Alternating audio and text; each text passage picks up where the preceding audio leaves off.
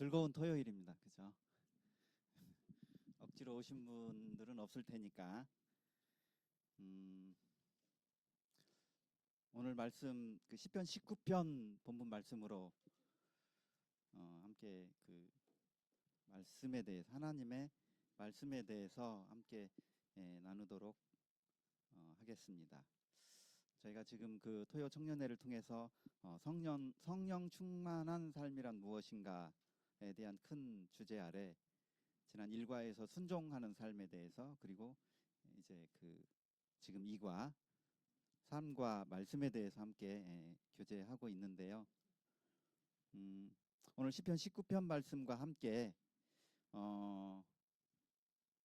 저의 인생을 변화시킨, 그러니까 제가 구원받은 말씀들, 그리고 최근 그 읽고 기억나는 말씀들, 그런 말씀들로 함께 교제 나누기를 원합니다. 오늘 시편 본문이 시편인데 혹시 여러분들은 어떻게 시를 좋아하시는지 모르겠어요. 그죠? 많이 좋아하시죠, 그죠? 제가 학창 시절에 좋아했던 시 중에 앞부분만 좀 한 편을 소개시켜 보도록 하겠습니다. 제목은 승무예요. 승무. 뭐 아시는 분들은 아시겠지만은 승무는 비구니 승이죠. 그러니까 여승이 추는 춤을 승무라고 합니다. 조지훈 님의 시입니다. 제가 앞부분만 좀 읽어볼게요. 얇은 사 하이한 곡갈은 고이 접어서 나빌레라. 파르라니 깎은 머리 박사 곡갈에 감추오고 두 볼에 흐르는 빛이 정작으로 고와서 서러워라. 이런 이제 앞부분에 쭉 연결되는데 고개 끄덕이시면서 기억하시는 형제님도 계시는데, 그러니까 오늘 시편이기 때문에 제가 이제 좀 이해를 돕기 위해서 세상의 시를 좀 가지고 왔어요. 그러니까 이 내용이 그 승무, 그러니까 여승이 춤을 추는데 박사 곡갈 있잖아요. 그죠? 하얀 꽃갈 모자를 쓰고 춤을 추는 거예요. 근데 그 고이 접어서 나빌레라. 그러니까 그 모습이 그 박사 나비의 모습과 같구나라는 뜻이에요. 나빌레라, 이 말이. 어렵지만 굉장히 좀 고운 말이죠. 그죠? 파르라니 깎은 머리 박사 곡갈에 감추고, 파르라니 깎은 머리는 중이기 때문에 이게 빡빡머리죠. 그죠? 빡빡머리를 박사 곡갈에 감추었대요. 쉽게 얘기하면은 그냥 모자 쓴 거예요. 그죠? 모자 썼다라는 말을 이제 이렇게 표현을 한 거죠. 그리고 두 볼에 흐르는 빛이 정작으로 고와서 서러워라. 그러니까 이 춤을 추는 시간대가 밤이에요. 밤인데 달빛 아래서 이제 춤을 추는 거죠. 그러니까 그 달빛을 받으면서 모자를 썼기 때문에 얼굴이 어두운 그림자가 비쳤는데 일부가 이제 달빛에 비쳐서 그 빛으로 그 비친 모습. 그래서 두 볼에 흐르는 빛인데, 그러니까 굉장히 고운 모습인데 서럽대요. 그죠? 그러니까 뭐 일반적 논리적으로는 맞지 않는 표현인데 너무나 고와서 서럽다, 이런 표현이 이 시의 앞부분의 내용입니다. 그래서 시란 보통 이제 이런 식으로 자연이나 인생에 대한 감흥, 이런 것들을 함축적인 언어로 이제 표현한 글입니다. 오늘 그 함께 나눌 그 성경에서 시편은 세상의 시하고 이제 비슷한 면도 있지만 좀 다른 점은 하나님을 향한 찬양과 경배의 고백이라는 이제 차이점이 있습니다. 세상의 시와는 좀 다른 내용이죠. 세상은 어떤 피조물들을, 무형이나 유형의 피조물들을 찬양하는 내용이 세상의 시라면, 성경에서의 시는 하나님을 찬양하고 있습니다. 시편 그리고 세상의 시는 시대와 상황, 그리고 어떤 그 시를 바라보는 사람의 시각에 따라서 다르게 해석될 여지가 이제 막 있죠. 그죠? 그렇지만 성경의 시편의 시는 영원하신 창조주 하나님에 대한 노래이기 때문에 시간과 공간을 초월한 모든 시대, 모든 세대를 살아가는 모든 사람들에게 있어서의 어떤 공통된 신앙 고백을 담고 있습니다. 모세에서부터 에스라 시대까지 약 1000년의 기간 동안에 기록된 150편의 시가 이제 성경에서 시편입니다. 그 중에 다윗이 지은 시가 73편이고요. 오늘 시편 19편은 시편 1편과 그리고 19편과 함께 율법에 대한 내용으로 다루어져서 율법의 시라고 합니다. 우리가 보통 다윗 하면은 떠오르는 이미지가 그 용감한 소년, 그죠? 물맷돌, 용감한 소년, 그리고 위대한 왕, 이런 이미지들이 떠오르는데, 제가 19편을 이렇게 같이 묵상하고 하면서 참 다윗은 참 위대하고 아름다운 시를 쓰는 참 그런 풍부한 시인이구나, 그런 생각을 하게 되었습니다. 1절부터 6절 제가 읽고 함께 살펴보도록 하겠습니다. 1절부터 6절은 다윗이 하나님의 창조 솜씨를 노래한 시입니다. 1절, 하늘이 하나님의 영광을 선포하고 궁창이 그의 손으로 하신 일을 나타내는도다. 날은 날에게 말하고 밤은 밤에게 지식을 전하니 언어도 없고 말씀도 없으며 들리는 소리도 없으나 그의 소리가 온 땅에 통하고 그의 말씀이 세상 끝까지 이르도다. 하나님이 해를 위하여 하늘의 장막을 베푸셨도다. 해는 그의 신방에서 나오는 신랑과 같고 그의 길을 달리기 기뻐하는 장사 같아서 하늘 이 끝에서 나와서 하늘 저 끝까지 운행하며 그의 열기에서 피할 자가 없도다. 이게 이제 그 하나님의 창조를 시로 표현한 다윗의 시입니다. 이제 제가 그 등산을 혼자 간 적이 있었는데 그 산에 그 엄청 큰 바위가 이렇게 삐딱하게 기울어져 있었어요. 그래서 그냥 이렇게 어떤 그 물리나 뭐 이런 그 과학적으로 보면은 금방 이게 넘어질 것 같은 바위인데 안 넘어지고 있는 거죠. 이렇게 지나가는데 어떤 많은 사람들이 누군가가 그 바위 경사진 비스듬한 틈에다가 나뭇가지를 받쳐놨어요. 그러니까 이제 지렛대 역할을 해서 이 바위가 넘어지지 않는다라는 것을 이제 좀 보여주고 싶었던 것 같아요. 그래서 제가 지나가면서 진짜로 이 바위는 이 나무로 받쳐져서 넘어지지 않나? 뭐 그런 그럴 리는 없는데 그런 생각을 해봤어요. 그래서 그것을 보면서 하나님의 창조 자연은 우리가 이해하지 못하는 부분들이 있겠구나, 그런 생각을 이제 한 기억이 있습니다. 1절에 보면은 하늘이 하나님의 영광을 선포하고 궁창이 하나님의 손으로 하신 일을 나타낸다 라고 표현을 하면서, 그러면 구체적으로 어떻게 하늘과 궁창이 하나님의 창조를 나타낸다는 것인가, 그 내용을 다윗이 지금 2절에서 4절 전반부하고 4절 뒷부분하고 6절까지 이렇게 두 부분으로 고백을 하고 있습니다. 3절에 보면은 3절에서의 언어와 말씀과 소리는 인간의 언어를 말하고 있고요. 그 다음에 4절의 소리와 말씀은 하나님의 말씀을 의미하고 있습니다. 이 앞부분 2절, 4절 이 말씀을 통해서 자연에는 인간의 언어나 말이 없죠, 그죠? 그런데 하나님의 말씀이 전해진다라는 내용을 담고 있습니다. 그래서 자연을 통해서 창조의 메시지를 전달하는 하나님의 능력을 이렇게 다윗이 찬양합니다. 2절에 보면 날은 날에게 말하고 밤은 밤에게 지식을 전한다. 이 표현에서 우리말의 속담 중에 그 낮말은 새가 듣고 밤말은 쥐가 듣는다. 왠지 모르게 이 속담이 좀 생각이 났는데요. 어찌됐든 이 자연이 이 하나님의 말씀 없이, 사람의 언어 없이도 하나님의 말씀에 말씀을 전하고 메시지를 전달한다라는 내용의 표현입니다. 그리고 이제 뒷부분, 그러니까 앞부분이 날과 밤을 통해서 하나님의 말씀이 전해진다라는 것을 노래했다면은 후반부 4절 후반부부터 6절까지는 해를 통해서 하나님의 창조와 만물의 질서를 노래하는 내용이 나옵니다.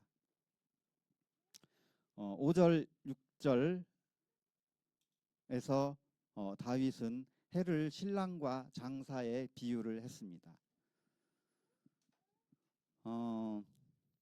결혼을 이제 하게 되면은 신랑이 굉장히 이제 결혼을 하고 신부를 얻은 신랑이 이제 그 마음이 어떤지를 이제 그 비유로 표현을 한 거죠. 그래서 결혼을 하면은 남자들이 인생을 함께 헤쳐나갈 돕는 배필인 신부를 얻었기 때문에 굉장히 기뻐합니다. 그리고 인생에 대해서 자신감이 넘치죠. 그죠? 해를 그러한 신랑으로 표현을 했고요. 또 뒷부분에서는 빠르고 강하고 그리고 쉬지 않고 달리는 장사로 비유를 했습니다. 이 비유를 통해서 아침에 떠오르는 해의 찬란하고 그리고 힘찬 움직임을 이렇게 비유로 표현을 한 것이죠. 다윗이 이런 해의 이런 비유를 통해서 만물이 하나님의 창조 법칙을 따라서 질서 있게 움직이는 모습을 이렇게 시적으로 고백한 표현입니다. 저는 이 앞부분과 뒷부분 이 부분을 읽으면서 앞부분은 하나님의 말씀을 자연을 통해서 하나님의 말씀을 좀 드러내고자 했던 의도가 있지 않았나 하는 생각이 들었고요. 뒷부분에서는 빛으로 오신, 그러니까 해를 통해서 빛으로 오신 예수 그리스도를 이렇게 표현했다라는 생각이 듭니다. 창조전의 그 창세기 1장에 보면은요, 혼돈과 공허와 그다음에 흑암의 무질서 상태에서 빛이 있으라 하신 이제 하나님께서 그 말씀으로 창조를 하셨죠, 그죠? 하나님께서 천하 만물을 질서 있게 창조하셨는데 그 하나님의 창조 질서대로 움직이는 것, 그것이 이 자연의 순종이다라는 생각이 들었습니다. 그러니까 자연이 어떻게 하나님의 창조와 그 질서를 표현할까? 바로 그 창조의 원리대로 움직이는 것, 그것이 자연의 순종이라면은요. 세 분 하나님의 형상을 따라서 세 분 하나님의 모양대로 지음받은 우리가 그 하나님의 창조 사역대로 회복되어서 창조주 하나님과 사귐 관계로 들어가고요. 그죠? 그리고 그 관계 안에서 하나님의 영광을 선포하고 또 말씀을 따라서 살아가는 그 삶이 자연의 순종처럼 우리도 하나님을 말씀에 따라 순종하는 삶이라는 생각이 들게 됩니다.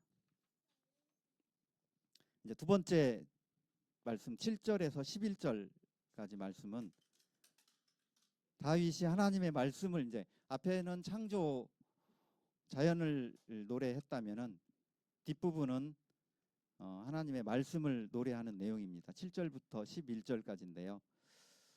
저는 이 7절부터 11절까지의 고백 속에서 이제 앞으로 보면 율법 나오고 증거 나오고 많은 이제 그 말씀을 대신하는 단어들이 나오는데 참 인격적이다라는 생각이 들었고, 그리고 그 말씀들이 주는 그 영향이 참 생명이 있는 하나님의 말씀을 나타내고 있구나라는 생각을 하게 됐는데요.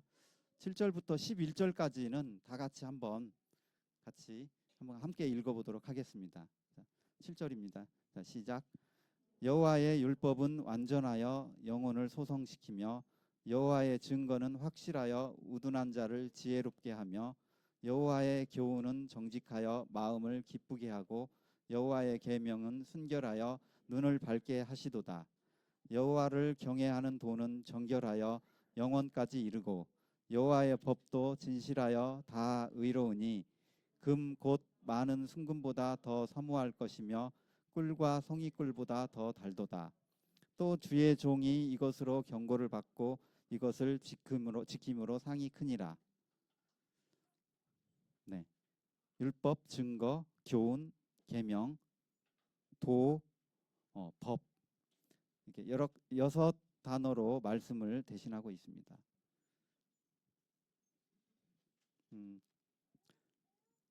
7절에 보니까 율법은 완전하다라고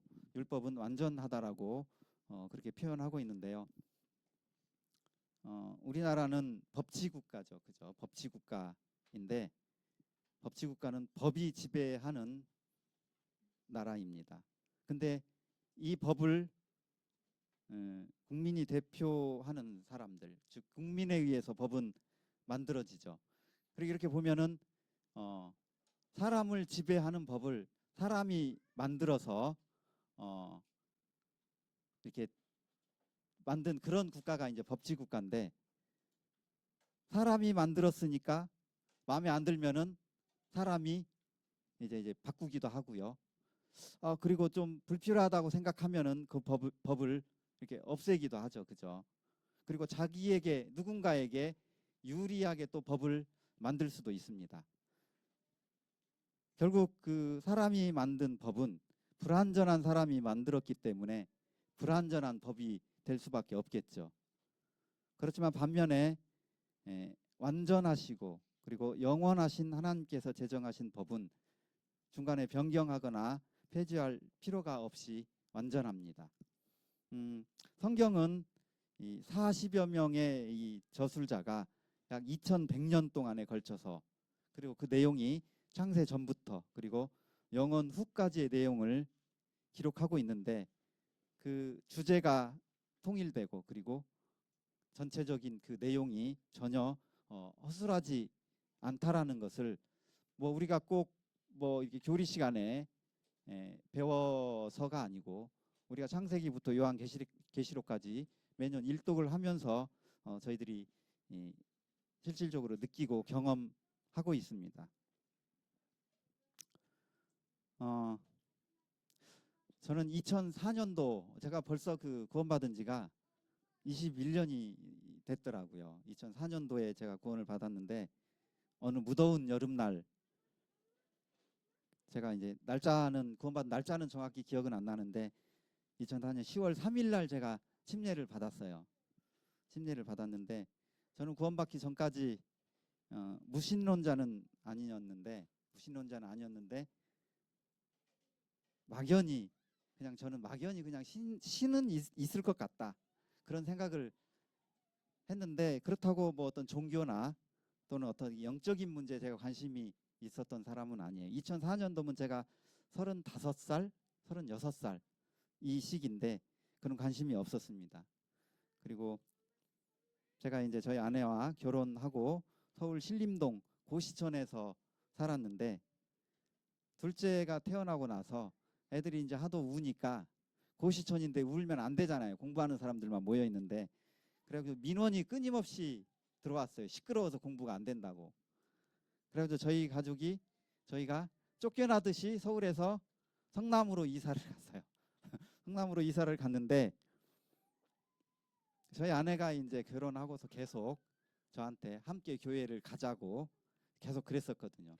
그래서 제가 애들이 너무 어리니까 좀 애들 잘하면 가겠다라고 이제 제가 계속 핑계를 댔었는데, 어찌됐든 그렇게 성남으로 이사를 가서 제가 더 이상 이제 핑계거리를 댈 게 없어서 이제 그 아내와 함께 성남교회, 지금 성남 북부교회인데 성남교회를 가게 됐는데, 사실 저는 억지로 이제 끌려간 거죠, 그죠? 제 자의로 간 거는 아니고 끌려갔습니다.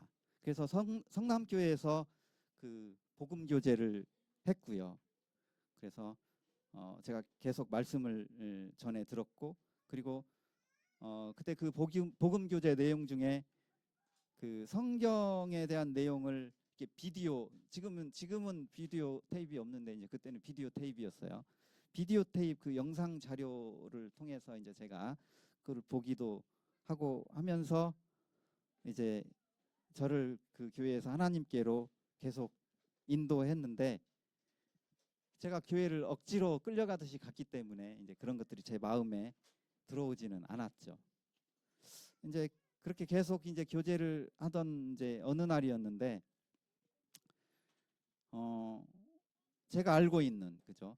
이스라엘이라는 국가의 독립, 그러니까 2000년이 지난 이스라엘의 민족이 독립을 해서 나라를 세웠잖아요, 그죠? 그런 제가 일반적으로 알고 있는 그런 근현대사에서 이루어지고 있는 일들이 복음 교제를 통해서 그리고 영상물을 통해서 그 제가 경험한 그 내용에 하나님의 말씀 안에서 이루어지고 있구나라는 생각이 들었어요. 그냥 어느 날 제 마음 가운데. 근데 이게 저에게는 큰 계기가 되어 가지고 그러면은 하나님이 제가 그 무신론자는 아니었지만은 하나님을 믿지 않았던 제 마음 가운데 그러면 그 내가 생각하는 그 신이라고 생각했던 그분이 하나님이겠구나라는 생각이 들었고 하나님의 존재를 이제 믿게 됐어요. 그때부터.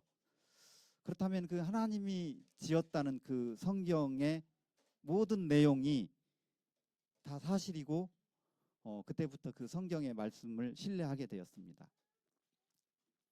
이제 그 복음의 교제를 통해서 저에게 들려졌던 말씀 중에 하나님의 성경을 정말로 결정적으로 신뢰하게 된 계기가 되는 말씀이 있는데 그 말씀이 바로 이사야서의 53장 말씀이에요. 이사야서 53장 말씀인데 제가 그 좀 3장 말씀 중에서 몇 구절을 제가 읽어보도록 하겠습니다. 4절 그는 실로 우리의 질고를 지고 우리의 슬픔을 당하셨거늘 우리는 생각하기를 그는 징벌을 받아 하나님께 맞으며 고난을 당한다 하였노라. 그가 찔림은 우리의 허물 때문이요 그가 상함은 우리의 죄악 때문이라. 그가 징계를 받음으로 우리는 평화를 누리고 그가 채찍에 맞음으로 우리는 나음을 받았도다. 6절 우리는 다 양 같아서 그릇 행하여 각기 제 길로 갔거늘 여호와께서는 우리 모두의 죄악을 그에게 담당시키셨도다. 11절 뒷부분입니다. 나의 의로운 종이 자기 지식으로 많은 사람을 의롭게 하며 또 그들의 죄악을 친히 담당하리로다. 12절 뒷부분입니다. 그가 자기 영혼을 버려 사망에 이르게 하며 범죄자 중 하나로 헤아림을 받았음이니라. 그러나 그가 많은 사람의 죄를 담당하며 범죄자를 위하여 기도하였느니라. 사실 이 본문 말씀 자체적인 어떤 그 저의 감동보다는 그 이후로 신약 성경을 가지고 교제할 때 그러면 이제 이사야가 신약 성경의 그 예수님 시대보다 약 한 700년 전보다 빠른 시대잖아요, 그죠? 근데 예수 그리스도께서 신약 성경에서 소개되고 있는 그 예수 그리스도께서 700년 전에 선지자를 통해서 하나님께서 미리 보여주신 이 이사야서 말씀대로 십자가에 달려 죽으셨구나. 그게 이제 제 마음에 와닿게 된 거죠. 그래서 그 성경이 사실이라는 그죠? 성경 말씀의 그 예언들이 이렇게 이루어지고 있는 것을 통해서 내가 하나님의 존재를 믿었는데 예수 그리스도께서도 이러한 그 하나님의 계획과 미리 보여주신 대로 오셔서 그 예언대로 십자가에 달려 죽으셨구나 하는 것이 이제 감동이 됐죠. 그래서 저는 이보다 더 성경의 이 예언과 이 말씀 이보다 더 확실한 증거는 없다라고 생각이 되어졌습니다. 이렇게 이제 제가 이 이사야서 말씀을 통해서 성경을 신뢰하게 됐는데요. 그럼 구약 성경을 통해서 미리 보여주신 예수 그리스도를 우리는 그러면 어떻게 전해 들었을까요? 바로 말씀이신 이 예수 그리스도께서 친히 세상에 오셨다는 사실 그리고 성령께서 우리를 가르치시고 생각나게 하신다는 것 이것이 바로 우리가 성경이 증거가 되고 우리가 구원받을 때 또는 우리가 감동의 말씀을 받았던 그 말씀들이 진리이고 사실이라는 증거라는 생각이 들었습니다. 그래서 하나님의 말씀은 신분이 확실하고 그리고 능력이 확실한 세 분 하나님께서 스스로 친히 증거하셨기 때문에 바로 그 하나님의 말씀이 바로 하나님의 증거다라는 생각을 하게 됩니다. 이처럼 완전한 법이 우리에게 미치는 가장 큰 능력은 바로 우리의 영혼을 소성시킨다는 것입니다. 소성은 문자적으로는 형태나 목적 그리고 시스템을 전환하고 개조한다, 개조시킨다라는 의미인데요. 개종자 또는 전향자라는 말로도 사용이 됩니다. 그리고 또 소성이라는 말은 도자기를 만드는 과정을 의미하기도 하는데요. 그러니까 그 도자기가 높은 열에서 구워질 때 흙의 원래 본질과는 완전히 다른 물질이 되어서 우리가 알고 있는 그런 이제 도자기로 변하게 됩니다. 이 완전히 다른 물질로 바뀌는 데는 물리적이고 화학적인 성질이 완전히 달라진다고 해요. 원래 흙과 도자기는 죽었던 우리의 영혼도 하나님의 말씀을 만나게 되면은, 그러니까 도자기가 불이 만나는 것처럼 마치 우리의 영혼도 하나님의 말씀을 만나게 되면은 영생을 얻게 되는 그런 놀라운 변화를 겪게 되는 것 같습니다. 성경의 모든 내용들을 신뢰하게 된 이제 제가 하나님의 확실한 증거인 예수님으로 말미암아 이제 그 구원을 얻게 되는 은혜를 입게 되는데요. 그 말씀은 바로 요한복음 5장 24절 말씀입니다. 내가 진실로 진실로 너희에게 이르노니 내 말을 듣고 또 나 보내신 이를 믿는 자는 영생을 얻었고 심판에 이르지 아니하나니 사망에서 생명으로 옮겼느니라. 제가 하나님의 존재를 믿었고 그리고 하나님의 말씀으로 오신 예수 그리스도를 믿었는데 예수님께서 오셔서 하신 말씀 중에 사망에서 생명으로 옮겨졌다는 이 말씀이 저는 믿어지지 않을 이유가 그때 당시에 없었습니다. 왜냐하면 성경에 기록된 모든 말씀들을 신뢰했기 때문에 성경에서 말씀하고 있는 이 말씀들이 이제 그때부터는 저에게 굉장히 쉽게 다가왔고 쉽게 믿어졌습니다. 저는 그 하나님을 그러니까 제가 구원받기 전에 굉장히 저 스스로를 제 기준으로 봤을 때 착하고 그리고 선하다고 생각을 했어요. 돌아보면 굉장히 어리석은 생각인데요. 그리고 주변에서도 저에게 자는 법 없이도 살 사람이야 하는 말을 계속 들으니까 저는 정말 이렇게 좀 교만해진 거죠. 그죠? 그래서 저는 정말 그런 사람인 줄 알았어요. 그러다가 이제 제가 그 예레미야 2장 13절 말씀을 통해서 죄가 무엇인지를 깨닫게 됐습니다. 내 백성이 두 가지 악을 행하였나니 곧 그들이 생수에 근원되는 나를 버린 것과 스스로 웅덩이를 판 것인데 그것은 그 물을 가두지 못할 터진 웅덩이들이니라. 그러니까 하나님의 법 없이 스스로 제 능력으로 잘 살려고 노력했고 또 저는 그렇게 잘 살 수 있다고 생각을 했는데 그런 생각, 그런 노력이 바로 하나님께서 정하신 죄라는 것이죠. 그러니까 저는 이제 그 사실을 깨닫게 됐습니다. 또 로마서 5장 18절에는 이런 말씀이 있는데요. 그런즉 한 범죄로 많은 사람이 정죄에 이른 것 같이 한 의로운 행위로 말미암아 많은 사람이 의롭다 하심을 받아 생명에 이르렀느니라.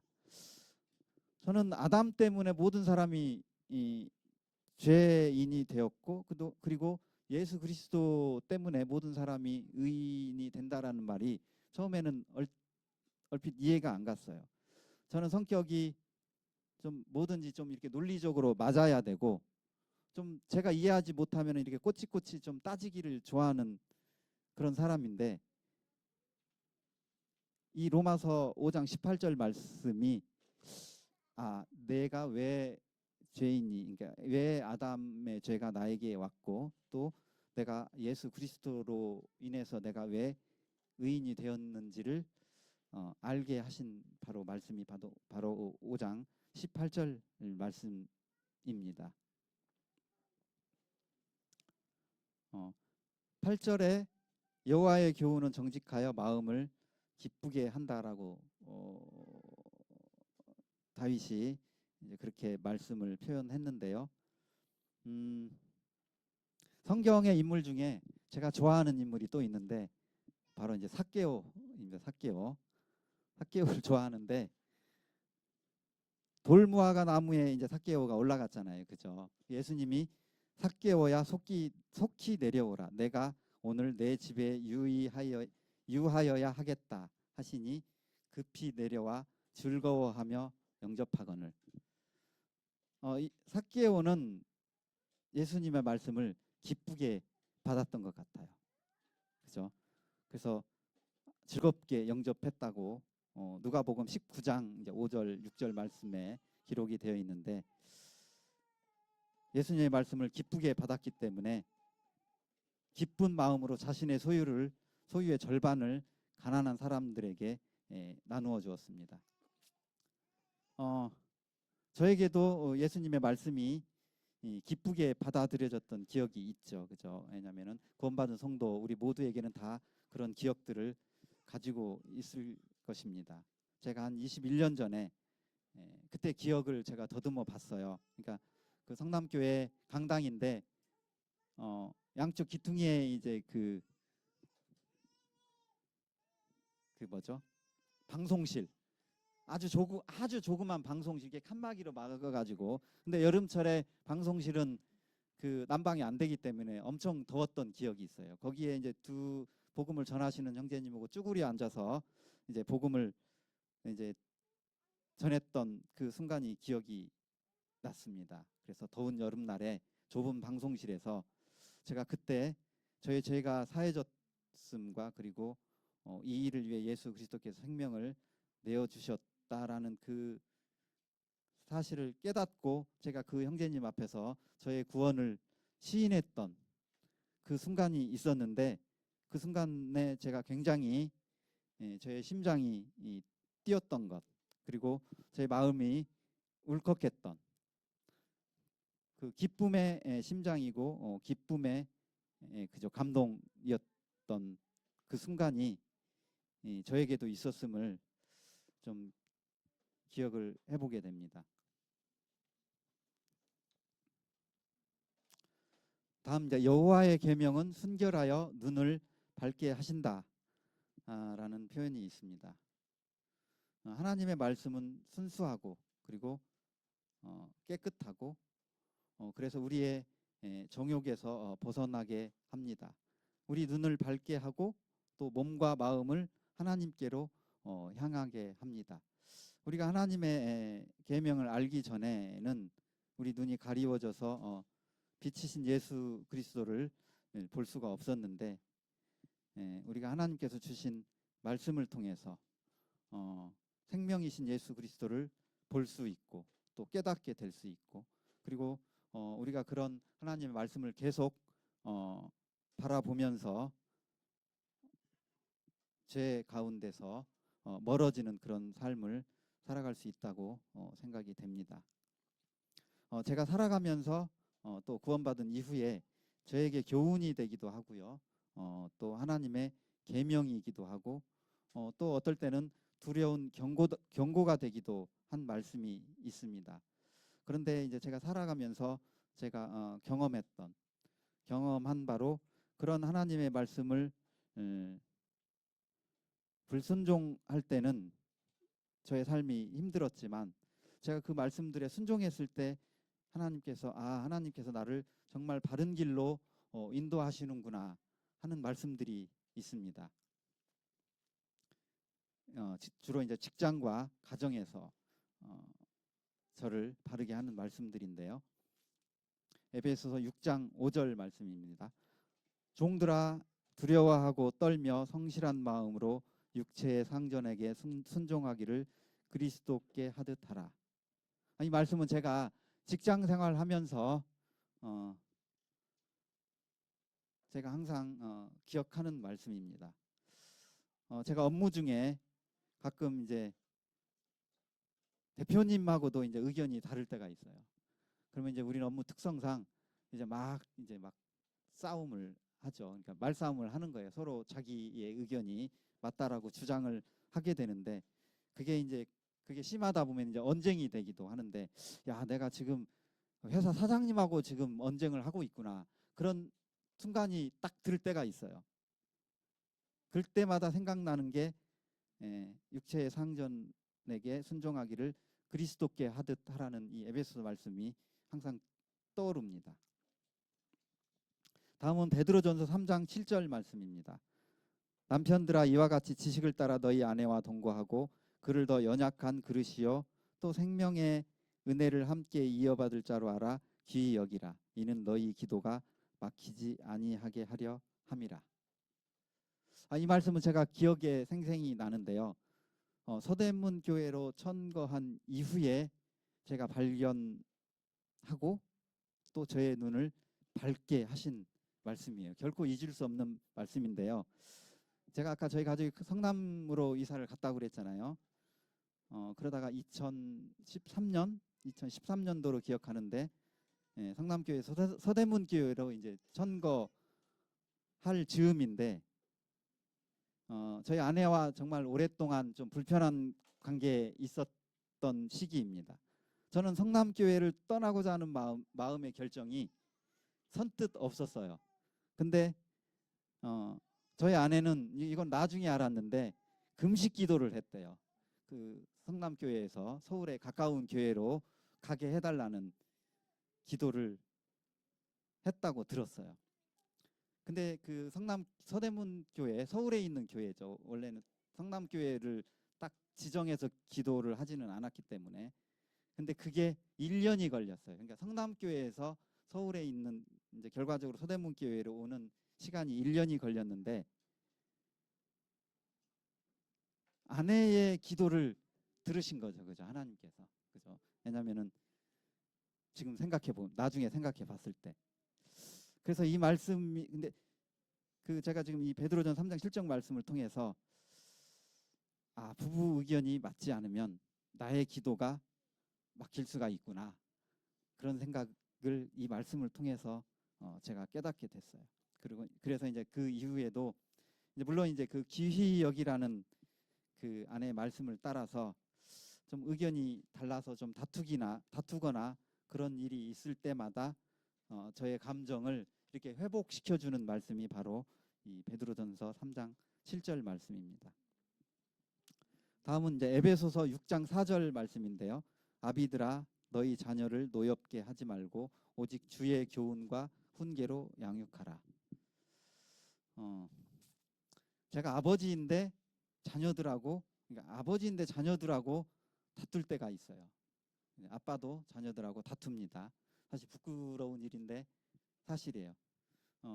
오늘 아침에도 좀 다퉜어요. 네. 근데 그 다툼의 강도가 상중하 중에서 오늘은 하 정도 되는데 그럴 때마다 이제 제가 생각을 해요. 이 말씀을 떠올리는 거죠. 내가 자녀들을 혹시 화나게 하지는 않았나 하는 생각을 다툰 이후라도, 그러니까 다투기 전에 이런 말씀을 먼저 생각을 했으면은 안 다투거나 다투지 않았을 텐데 어찌됐든 다투고 나서 내가 아이들을 화나게 한 게 없나 하는 이런 생각을 하게 되고 좀 돌아보게 하는 그 말씀이 바로 에베소 6장 4절 말씀입니다. 10절, 11절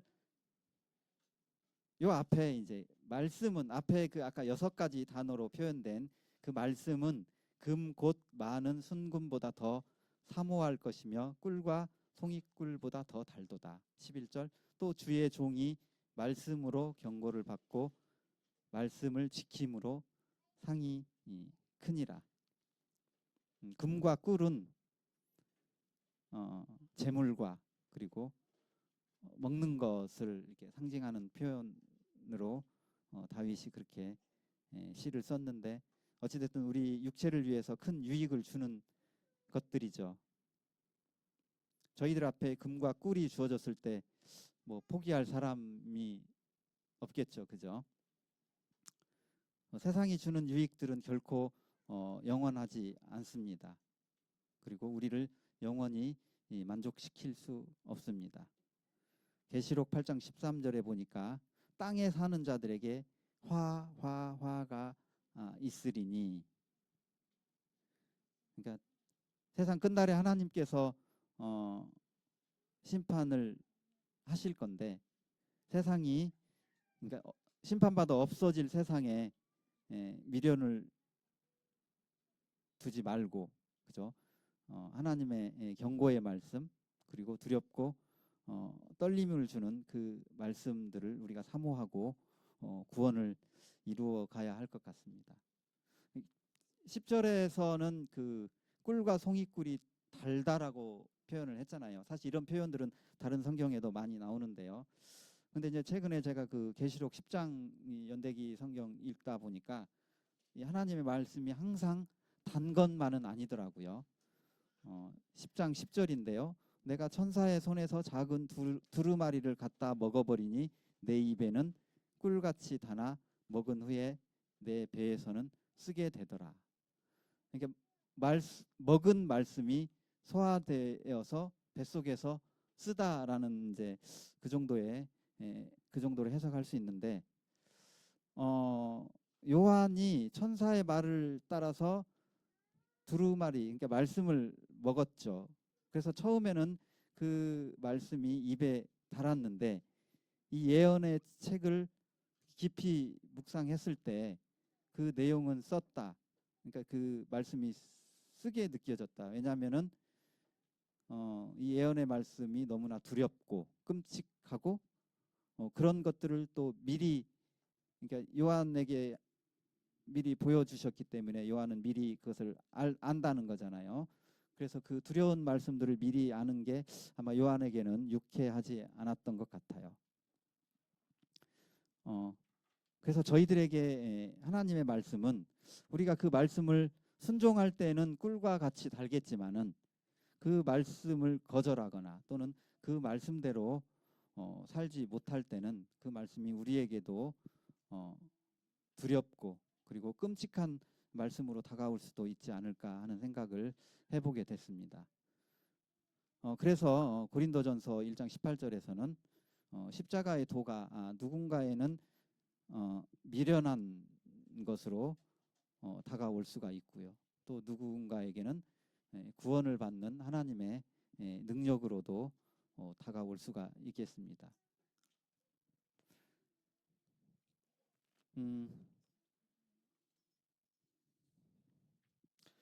이제 뒷부분 마지막에 이제 12절과 14절은 다윗의 기도입니다. 기도의 내용은 죄를 짓지 않게 해달라는 기도죠. 다윗이 죄를 짓지 않게 해달라고 기도하는 내용, 뒷부분이 이제 그 마무리, 이 시편 19편을 마무리하고 있는데요. 특별히 그 14절 뒷부분에 보니까 다윗이 자기 입의 말과 마음의 묵상이 주님 앞에 연락되기를 바란다라는 기도를 하고 있습니다. 저는 이제 우리의 마음이 있고, 그죠? 기도 제목이 있을 거잖아요, 그죠? 우리가 살아가면서 우리의 마음과 생각이 우리의 마음에는 있고 생각은 있는데 그것들이 하나님께 전해지지 않으면은 우리가 아무리 감사하고 또 우리 입장에서 아무리 절박한 상황일지라도 저는 그게 하나님께 전해지지 않으면 아무 의미가 없다라는 생각이 듭니다. 그래서 아마 다윗도 주님 앞에 연락되기를 바란다고 기도했던 것 같아요. 요셉에게는 그 창세기에 보면 요셉에게는 꿈을 해석하는 능력이 있었죠, 그죠? 그런데 만약에 그 능력이 바로에게 전해지지 않았다면은 어떻게 되었을까? 다행히 그 술 관원장에 의해서, 그러니까 술 관원장을 통해서 꿈을 해석하는 능력이 그 감옥에 있는 요셉에게 있다라는 사실이 바로에게 전해졌기 때문에 요셉은 억울하게 갇힌 감옥에서 풀려서 총리가 되었다고 생각이 돼요. 술관원장에 의해서 바로의 요셉의 능력이 전달이 된 거죠. 바로에게. 우리에게는 이와 같이 우리의 생각 그리고 우리의 마음들이 하나님께 전달될 수 있는 전달하는 그 일을 예수 그리스도께서 하십니다. 예수님께서 이렇게 말씀하시죠. 나의 이름으로 구하라. 우리의 감사와 그리고 우리의 억울함과 또는 절박함 이런 것들이 예수 그리스도를 통해서 하나님께 연락이 됩니다.